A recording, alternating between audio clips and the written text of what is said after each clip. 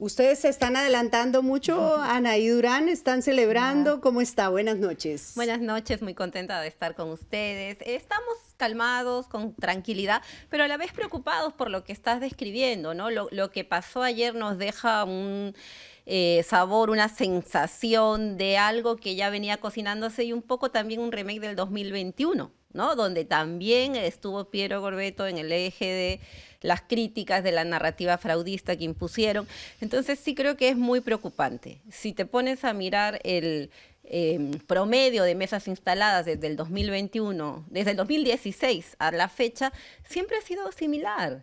Entonces, ayer, en cambio, este porcentaje similar salta como si fuera una cosa normal, extraordinaria. ¿Por qué fue en Lima? Porque fue en Lima y porque a las 11 de la mañana ya tenías al señor López Aliaga diciendo fraude, retuiteado por Agustín Laje y una serie de influencers de la extrema derecha. Entonces, sí creo que hay que tener mucho cuidado porque están alimentando una narrativa cuando no les conviene a sus intereses. Entonces, sí, yo creo que es importante tener mucha calma, pero a la vez estar muy vigilantes porque están poniendo en cuestión a las autoridades electorales en pleno proceso electoral. O sea, pero había ahorita gente de Juntos por el Perú en la puerta de la OMPE gritando no al fraude. Los únicos. Bueno, eso es algo que se está viendo en el partido, no ha habido ninguna indicación, al contrario, el llamado de Roberto Sánchez hoy al mediodía, igual que ayer en la noche, ha sido a la calma, esperar resultados finales. Si algunos van, debe ser a título personal y se les llamará la atención, pero nuestra posición es respetar esos resultados. Los conteos de Ipsos coinciden en buena medida con nuestras proyecciones. Sabíamos que las encuestas estaban inflando a unos candidatos y bajándonos el margen de error a otros. Sí, o subregistrando. Es que no es fácil registrar el voto de ustedes. Sí, el 2021 eso dejó una gran lección, ¿no? ¿Por qué las encuestadoras, sabiendo que van a enfrentar este problema, no amplían su muestra? Lo que nos decían es que eran problemas de presupuesto. Bueno, pero esos problemas de presupuesto terminan condiciéndose con la realidad, ¿no? Entonces, creo que sí hay un déficit ahí del tema de las encuestadoras, pero también de las instituciones electorales que tienen que ser más céleres. Yo sí creo que ya la OMPE debería tener un conteo más acercado a la realidad, porque todavía creo que está al 60%, y eso implicaría ya bajar un poco más las tensiones, ¿no? ¿Quién pasaría, aunque hay este triple empate, o empate estadístico, ¿no? Que así lo llama Ipsos? En el caso de Roberto Sánchez, ¿quién está ganando? ¿Roberto Sánchez o Pedro Castillo?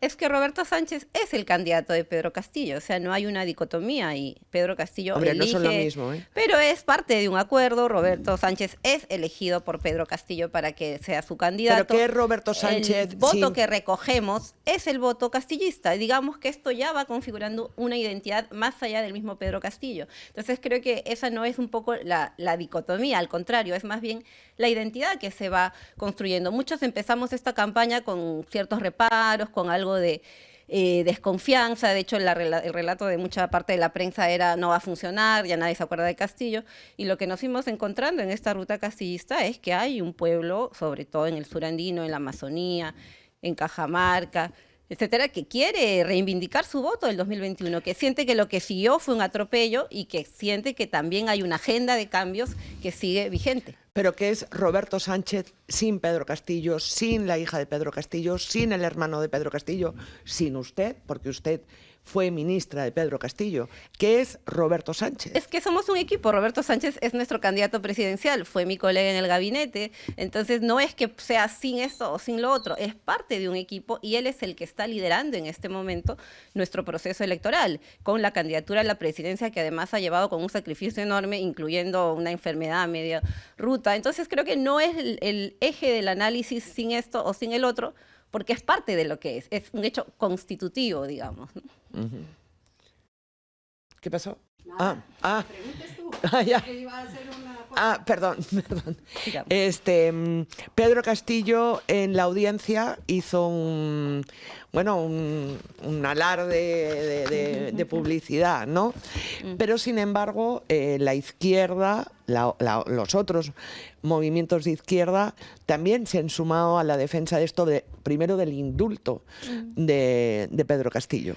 Pedro Castillo ya había hecho ese llamado al voto por JP en las sesiones antes de la sentencia, el 2025, o sea, no es nuevo esto, es una más reafirmación de que el partido que él eligió y el candidato que él eligió para estas elecciones es Juntos por el Perú y el candidato es Roberto Sánchez. Entonces es como reafirmar esto justamente porque si bien varios partidos se han ido sumando a esta posibilidad de un indulto, a esta posibilidad de una amnistía, lo real es que hay un programa político, hay un proyecto político que lidera Pedro Castillo y Roberto Sánchez y ese Juntos por el Perú. El voto de la izquierda, pues ojalá que se asume a la segunda vuelta. Yo creo que vamos a necesitar además un diálogo muy amplio de las fuerzas democráticas, porque lo que va a estar en riesgo es la continuidad democrática del país. Claro, pero es que las fuerzas de izquierda, que las hemos entrevistado aquí, todos, bueno, los dos, ¿no? Tanto de Ahora Nación como de Venceremos, han hecho duras críticas a la candidatura de Roberto Sánchez. Han dicho que él no era de izquierda, que era un traidor, que es un advenedizo. ¿Cómo piensan que les van a endosar el voto? Yo creo que Roberto, igual que casi todos los del equipo, somos personajes muy dialogantes, somos personas que ponemos por delante los intereses del país. Pues lamentablemente en el fragor de la campaña varios compañeros se sumaron a esas críticas que, como habrás visto, no fueron respondidas, al contrario, llamamos a un voto estratégico, a poder sumarnos ante la amenaza autoritaria que se está haciendo en nuestro país. Así que por ese lado yo creo que se tiene que imponer el diálogo. Hay gente muy valiosa que va a aportar, no solo de la izquierda. Nosotros también dijimos muy claro que no queríamos el voto izquierdista. Nosotros estábamos buscando el voto del pueblo peruano excluido, trabajador, que está harto de empobrecerse mientras nuestros recursos se siguen dilapidando. Entonces esa ha sido nuestra línea. El logo, el eslogan del gobierno fue siempre con el pueblo, priorizando esa ubicación con los de abajo que siguen estando excluidos del bienestar del país. ¿Y dónde sitúa a ese voto? ¿En el centro? ¿En la derecha? Yo creo que más allá de esas coordenadas que han servido además para un remake macartista de Keiko que dice el comunismo, la izquierda, yo creo que ella sería feliz en la década del 50. Estamos en otro escenario, en un escenario donde necesitamos reflotar un país destruido sin estabilidad democrática, sin crecimiento microeconómico para las familias, con inseguridad ciudadana. Entonces, este eje ideológico lo está usando mucho la ultraderecha en el mundo, no solo en Perú, Keiko no es original, para antagonizar, ¿no? Y hacer ver que aquí hay un monstruo izquierdista que va a nacionalizar, estatizar, va a expropiar. Y no es así. Hay un partido, hay un grupo, hay un conjunto de personas que quiere sumar a un proyecto de nación popular desde abajo, que nos dé un horizonte redistributivo, efectivamente, en ese lado, quizá una izquierda que viene de abajo, y ahí iremos sumando a otras fuerzas. Yo insisto, en este momento, cuando ya prácticamente están los resultados ya expuestos, necesitamos hacer esa confluencia. ¿Por qué la gente tendría que volver a confiar en un proyecto que lleva a Pedro Castillo cuando trató de quebrar el orden constitucional, cuando llegó al poder en representación de ese Perú que quería un cambio y no estuvo a la altura porque no nombró tampoco a las personas que tenía que haber nombrado en puestos clave? Dejó que la corrupción copase su entorno. ¿Por qué habría que volver a confiar en una reencarnación de él y no de otra persona?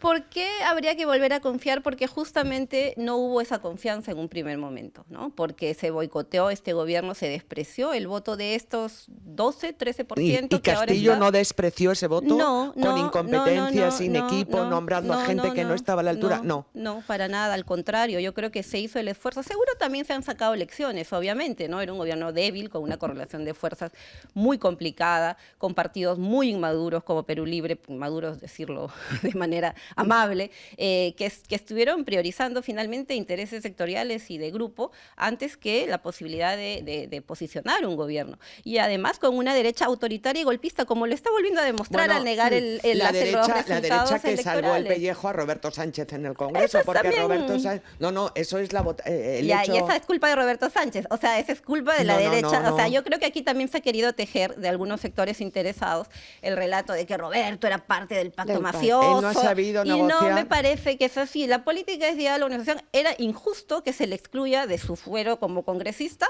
por haber sido parte de un golpe de Estado que se había estado que este Congreso estaba argumentando. Yo tengo una pregunta solo más, por favor, perdón, que no quiero que se me olvide esto, que es si el hermano de Pedro Castillo, que va al Senado, y la hija de Pedro Castillo ha sido la cuota que ha pedido el presidente a cambio de, bueno, de darle el sombrero a Roberto Sánchez. No hay cuotas. Yo creo que Jennifer, por ejemplo, a quien yo conozco, con quien he hecho campaña, es una joven profesional de Cajamarca, muy brillante, que tiene todas las condiciones para hacer política. Entonces, no hay cuota. ¿Y no el hay hermano? José Mercedes, ¿no? También es candidato al Senado. Yo creo que él ha hecho una campaña por todo el país junto a Roberto Sánchez. Entonces, creo que más allá de que es una cuota, de que este puso esto para ganar lo otro, es parte de un equipo de representación, en este caso, que va al Senado y al Parlamento. Entonces creo que hay que dejar de estigmatizar. Eso hizo mucho daño. Jenny estuvo casi 3 meses presa y luego se está archivando su caso porque no se ha podido demostrar nada. Entonces hay que dejar ese... También hubo mucha ¿Cómo se está archivando? exacerbación. ¿Qué pasó? ¿Ya lo archivaron o Son no? 4 años que la están investigando, que no ha podido salir del país, que sigue este juicio y al final prácticamente es muy probable que esto se termine archivando. Ya, es lo que Entonces esperan, sí sí. hubo una exacerbación de este tema con la familia del presidente, que creo que contribuyó justamente a que haya esta sensación de desprecio del votante que ahora está poniendo otra vez su esperanza en Juntos por el Perú. ¿Cuál va a ser el papel de Antauro Humala en un eventual gobierno del señor Sánchez? Mire, todavía nosotros no hemos adelantado escenarios, eso ayer lo dijo Roberto muy claramente, paso a paso, escenario por escenario. Lo principal ahora es asegurar que vamos a estar en una segunda vuelta, cuidando nuestros votos. Pero ahí tenemos está Antauro personeros Humala. en ¿Qué todo el papel país. tiene hoy entonces? Él se ha sumado efectivamente a la campaña, tiene candidato a su papá y en Piura a otro senador nacional. También ha aportado a los reservistas, creo que un discurso nacionalista. Entonces es parte de este equipo que se ha armado para estas elecciones. Lo que venga después ya es parte de otro diálogo y otra negociación. No se han comprado la historia de lo de los fusilamientos y eso de Antauro Humala. O sea. Ahora lo importante es que estamos unidos en este momento, cuidando el voto, asegurando que estemos en segunda vuelta, porque hay fuerzas autoritarias, antidemocráticas, que otra vez lo pueden impedir. Así que esa es la prioridad. Nos están preguntando aquí un tema que ha tenido nerviosa a mucha gente, y es lo de que ustedes van a sacar, si llegan al señor Velarde, el presidente del BCR. Lo que ha dicho el Que candidato... incluso, perdón, termino, que incluso Pedro Castillo lo primero que hizo cuando llegó fue: por favor, a Velarde no lo voy a tocar. Sí, Roberto lo que ha dicho es que no hay personajes indispensables, no hay hombres ni mujeres indispensables, y en Claro. eso creo que estamos todos de acuerdo. Sí, pero lo va a es- sacar. No es una afirmación. Yo creo que ahora se abre incluso un escenario de diálogo para tocar esos temas con las fuerzas aliadas que se sumen a este proyecto antidemocrático, más bien para frenar a este proyecto antidemocrático que es el fujimorismo. Entonces sí creo que es un escenario de diálogo donde ese tipo de temas se pueden poner en agenda, ¿no? Si es viable, si no es viable, qué tanto afecta a la economía, si es posible seguir creciendo con o sin Julio Velarde, pero es un momento nuevo, ¿no? Yo creo que lo primero, y por eso hemos sido muy cautos en dar declaraciones, es asegurar el pase a la segunda vuelta. Por eso están nuestros personeros ahorita desplegados en todo el país, incluyendo las mesas que se habilitaron hoy de manera bastante inédita, digamos, que también es cuestionable. Pero bueno, ahí estamos también cuidando los votos que pueden haber para nosotros, ¿no? Yo quiero que veamos, por eso me levanté, porque me costaba trabajo explicar por WhatsApp, pero tenemos ya un 60% de escrutinio de la OMPE y podemos hacer un repaso, porque yo tengo que confesar que mi habilidad con esta plataforma no estaba buena, pero ya vi cómo, ya me explicó aquí Anaí cuando llegó, cómo se ve, y entonces... vamos a hacerle un repaso a cómo está hoy departamento por departamento. Ya. ¿Sí? A ver, empecemos. Amazonas, Roberto Sánchez 1 y Keiko 2. Sí, pero Vamos, solo 1 y 2. una acotación. Sí, 37%. Exactamente. Vamos a Hay ver. departamentos, sobre todo los rurales, en los que tenemos más votos, que no han llegado ni al 40% del Exacto. conteo. Entonces, veamos el porcentaje. Y otra cosa, y- ¿Juntos por el Perú ha presentado candidatos en todos los departamentos? No. No, hay candidatos al Senado regional en que lamentablemente por problemas ¿En qué regiones? en Cajamarca, en San Martín. En Cajamarca. Así es. Eso Pero denota... en Cajamarca está ganando presidente. Pues sí, es un, Sí, es pero un- al Senado en Cajamarca no ha Sí, presentado. Exactamente. esto es Y presidente. San Martín. Veamos Ajá. presidente, porque Ya. Senado sí está muy atrasado. Ya. Pero Sí, vamos está viendo muy en atrasado. full pantalla, déjalo en full. Entonces, ahí está 37% Amazonas, Roberto Sánchez 26, Keiko ¿cuánto? 20. Listo, sigamos. Ancash, 47%. Keiko Fujimori, 18%. Roberto Sánchez, 13%. Ancash, norte, costa, ¿no? Le sigue Sigamos. Carlos Álvarez, ¿no? Apurímac. Llegaba al 50%. Sí. Al 50%, Roberto Sánchez, 36%. Obras, 14%. 1 y 2 veamos, ¿no? Porque si no nos demoramos Sí, mucho. ya, Ya. vale. Arequipa, mira esto, Esa es la impresionante. anomalía arequipeña. No, toda Arequipa votó por 60%, votos válidos 19%. Y creo que en 2021 Arequipa fue la única región en la que ganó Hernando de Soto. ¿Ah, Entonces, hay sí? una ¿Ah, sí? continuidad ahí de la anomalía arequipeña. Ya, bueno. Y Renovación Popular, que es el primer departamento en el que aparece de segundo. Obviamente ahora vamos a ver 11-12. Sigamos. Ayacucho. Bueno, al 49%, 24% Roberto Sánchez y 16, ¿no? Sí, Sí, 16. 16% López Chao. Cajamarca, bueno, 38%, 36 escrutado, 36% Roberto Sánchez y Keiko, ¿cuánto? 14%. Digamos. Y ahí tenía a Joaquín Ramírez haciéndole campaña. Callao, No, ahí ganó no Keiko. existe Roberto Sánchez en esta. Keiko, 20% y Rafael López Aliaga, 15%. Y está al 92%. O sea, eso ya todo está consumado ahí, el Callao. Cusco, 50%. Roberto Sánchez, 17%. Obras, Belmont. Es que Belmont le quitó mucho a Sánchez, ¿no? Belmont, 15%. Después de Cusco, Huancavelica, Roberto Sánchez. Está al 51%, Roberto Sánchez 42% y Obras 13%. Belmont 13. Belmont, Ujú. ¿no? O sea, ahí le gana en Huancavelica. Huánuco, a ver, Huánuco. Huánuco. Roberto también. 42%, Roberto Sánchez 18%, Keiko Fujimori 16,6%. O sea, están ahí. Peleadito Huánuco, pero no ha llegado a la mitad. Ica, vamos a la costa. No, pues obviamente. Ahí cambia el Keiko panorama Fujimori, completamente. ¿Qué porcentaje es Keiko? 20%. Y Carlos Álvarez, 12%. Ujú. Sigamos. Pero iban muy parejo, ¿no? El segundo lugar muy parejo de Sí, todos los demás. Sí. Junín. Ahí que el señor Vamos, el Cerrón nos quemó. Cerrón. Keiko Fujimori, 16%, ¿cierto? Y 12% ahora Nación Bueno, en López el Chao. feudo de Cerrón, ¿no? En el feudo de Cerrón y Roberto Sánchez 9% ahí. Bueno, pero está el 63% igual. ¿Qué era esto después? Junín. La Libertad. Keiko Fujimori, claro, arrasó. Uy, ¿qué dirá? Y Acuña desapareció. Acuña liquidado, ¿no? 44% escrutado. Y Nieto Montesinos, 11,4%. Claro, ahí también por el trabajo que hizo como Y ministro 10, de Defensa sí, en el momento. En la reconstrucción. Y 10, Renovación Popular, ahí, empataditos. No, Rosario, mira, Rosario Fernández, 8%, ¿no? Pues claro, ella es de allá, la hermana del alcalde Locomoche. Sigamos. La Libertad. Lambayeque, Keiko, 26%.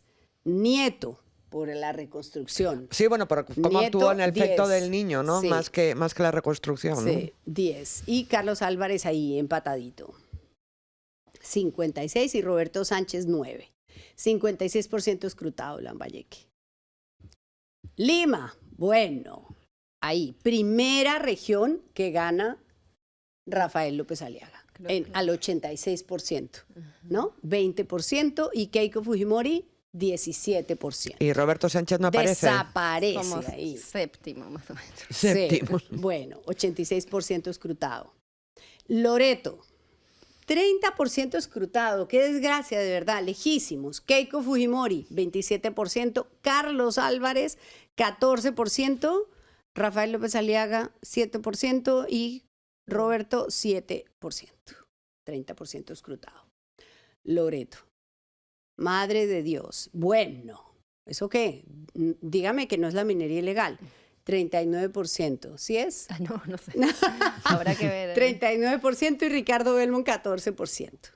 Y Keiko ahí, ¿no? Keiko está en cuánto ahí en Madre de Dios. Muy pegado. Muy Muy pegado, pegada, ¿no? sí. 14. Sí, están ahí pegaditos. Bueno. Y no vamos. aparece López Aliaga. López Aliaga. López Aliaga. Moquegua. Parejo ahí, ¿eh? Moquegua impresionante, Y Belmont. ¿No? Moquegua al 77%, 12% Belmont, 12% Roberto Sánchez, Al 77. o ya casi estamos acá.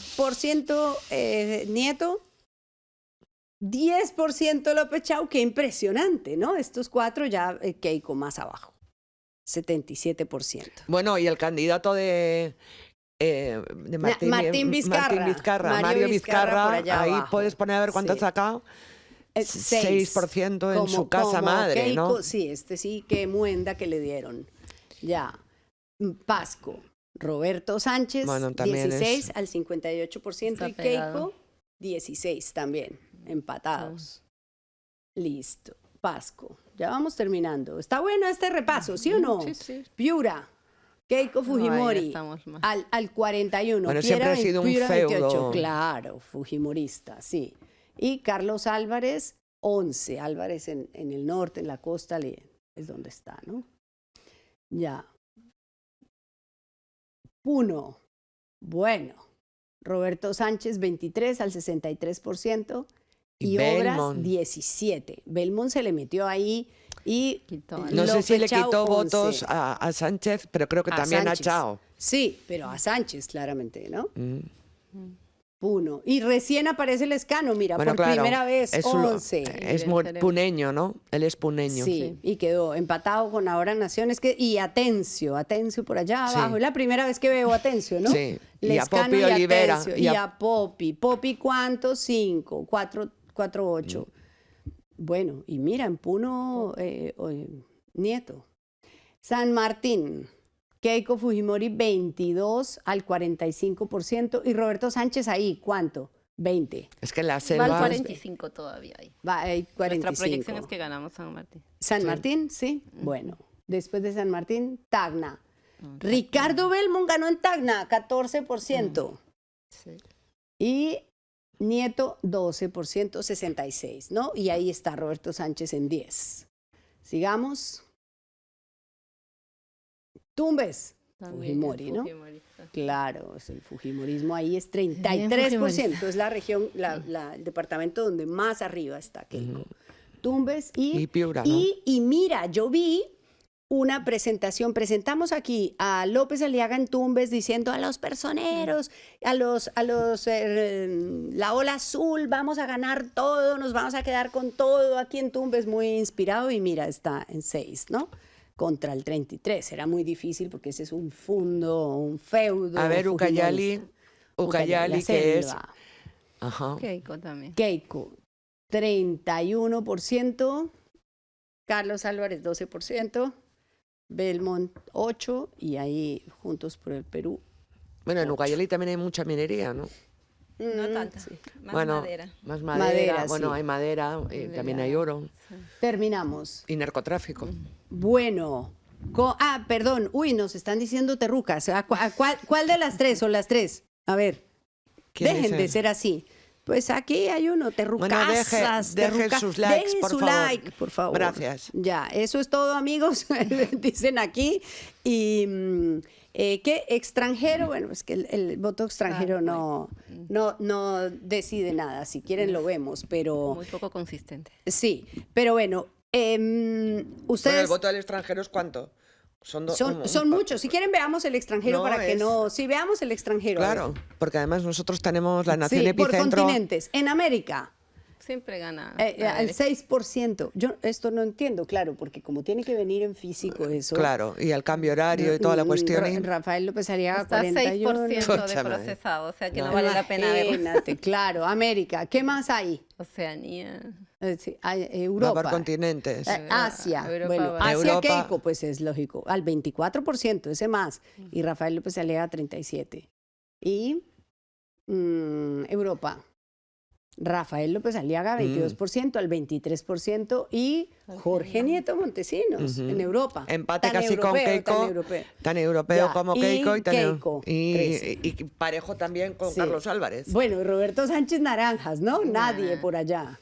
Oceanía, a ver, Ronald no hay, 0%. No llegó nada de Oceanía. No.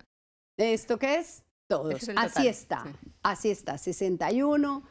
Rafael López Aliaga está ¿en cuánto? En el total, 61%, 13. Nieto, ¿cuánto está? 12, 4. Obras, 9, 9. Y Roberto Sánchez, 8, 6. Yo viendo esto, lo que le quiero preguntar a Anaí es, ustedes tienen dos caminos. Bueno, si pasan a segunda vuelta. Uno es apelar a su público y profundizar las diferencias. Y eso pues tiene una explicación de ciencia social profunda y es radicalizar las diferencias, todo eso. Y hay otro camino que es ponerse el polo blanco, suavizarse y tratar de conquistar público en los lugares donde hoy no lo tienen. ¿Qué van a hacer? Yo creo que es más diverso, la situación no es tan antagónica, creo que se abre un nuevo evento de diálogo, creo que ha sido bueno revisar todos estos resultados porque te muestra que en realidad es Roberto Sánchez quien está ganando en muchas regiones del país. López Aliaga está básicamente atrincherado en Lima y en Callao, donde está en segundo lugar, ¿no? Entonces, creo que esto para contrarrestar también cualquier narrativa fraudista que pueda cuestionar la legitimidad de los resultados. Entonces, sí me parece clave que veamos la distribución territorial del voto y la necesidad de respetar tanto los votos de cualquier región del país, la Amazonía, los Andes, como los de Lima y Callao. Entonces, por ese lado sí es representativo este recorrido de los resultados que hemos hecho en la OMPE. Y luego, lo que dices, yo creo que de confirmarse esto, esperemos que no demore tanto. Yo esperaría que sea entre el mañana, a más tardar el jueves temprano, quizá los últimos votos que van llegando, que deben ser además votos rurales muy probablemente favorables a nuestro partido. Se puede abrir este escenario de diálogo. Siempre hemos tenido esa vocación. De hecho, la última etapa ya de la primera vuelta, los días previos al 12 de abril, estuvimos en esa línea de sumar respaldo, sumar apoyos, sin claudicar en los principios fundamentales. Anaí, ¿con quiénes? Con quienes comparten nuestra agenda de cambio. En la primera vuelta. ¿Quién? Ahora, por ejemplo, se abre otro momento, ¿no? Entonces tendremos que abrir este diálogo. ¿Y a quiénes ven como posibles aliados o posibles endoses o posibles compañeros de mesa para dialogar, nada más? Eso, yo creo que básicamente compañeros de mesa, los que han empezado ahora ya varios a posicionarse poniendo una alerta frente al fujimorismo. Yo creo que todos ellos son bienvenidos, tenemos un primer piso de coincidencias y vamos a seguir sumando y avanzando. ¿Qué partidos son, si nos puedes Yo decir? creo que ahí hay varios, ¿no? Ahora Nación, López Chavo ha sacado un mensaje interesante en sus redes, ¿no? Donde Ahí lo justamente tenemos, llama al diálogo. Seguro van a haber otros también que se van a ir sumando. Como digo, hemos querido ser muy cautos, por eso también ahí la prensa a veces se molesta, pero hemos querido ser muy cautos en no adelantar resultados, en no adelantar optimismo tampoco, sino más bien ir generando primero las condiciones para resultados finales y para acercamientos que permitan estas confluencias, ¿no? Definitivamente necesitamos confluencias, o sea, hay que construir una mayoría social y política para llegar a gobernar y además con una mejor correlación de fuerzas porque el 2021 está muy presente, ¿no? Puede haber nuevamente en la segunda vuelta otra vez la narrativa del fraude con una OMPE que viene más cuestionada que nunca, o sea, yo creo que el objetivo político de todo lo que ha pasado estos días también ha sido deteriorar la legitimidad de la OMPE. ¿Y para qué? Para que si los resultados no le son favorables a Keiko Fujimori, nuevamente se pongan Bueno, pero en entredicho. ella ha aceptado los resultados. Ahora, porque Bueno, le son favorables. Vale, pero ojalá ella que lo sí, haga también en la López segunda Aliaga vuelta. veremos. Johnny Lezcano ha salido. También tenemos un comunicado de Avanza País. No sé si nos lo puedes poner, ahí está, ¿no? Como partido político responsable Sí, ayer reconocemos sí, que opciones de derecha como Fuerza Popular, liderada por Keiko Fujimori, y Renovación Popular, encabezada por López Aliaga, han recibido el respaldo mayoritario de la población. No obstante, expresamos nuestra preocupación por el accionar de los organismos electorales, particularmente la OMPE y funcionarios. En este sentido, advertimos que cualquier resultado que de una manera irregular pretenda favorecer a opciones de izquierda radical será percibido como sospechoso. Pues sí, bueno, ¿qué se puede esperar de Avanza País? Creo que por eso el pueblo no le ha dado sus votos, por eso no van a pasar la valla electoral. Tienen que reflexionar sobre esa posición tan sectaria que están teniendo, ¿no? Siempre poniendo, como digo, una dinámica macartista de que están acá contra el enemigo interno. No, somos todos peruanos y ahora en este momento nosotros tenemos que abrir un proceso de confluencia. Seguro ellos confluirán con Keiko, supongo, ¿no? Es legítimo, cada bloque armará sus alianzas.